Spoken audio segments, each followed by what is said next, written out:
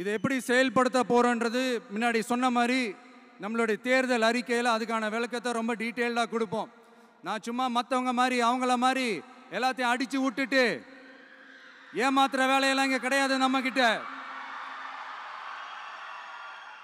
நான் மறுபடியும் சொல்றேன், நம்ம அரசியலுக்கு வந்தது உங்களுக்கு நல்லது நல்லது நல்லது மட்டுமே செய்யறது தான்.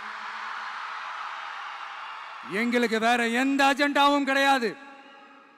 அதனாலதான் பாத்தீங்கன்னா கொள்கை எதிரி யாரு, அரசியல் எதிரி யாருன்னு திட்டவட்டமா சொல்லிட்டு அது வெளியே சொல்லிட்டு களத்துக்கு வந்திருக்கிறோம். அதுல எந்த விதமான குழப்பமோ எந்த விதமான ஊசலாட்டமோ எதுவுமே இருக்க போறதில்ல. இந்த விஜய் சும்மா எதையும் சொல்ல மாட்டான். ஒன்னு சொன்னா அதை செய்யாம விட மாட்டான். அது மக்களுக்கு நல்லாவே தெரியும்.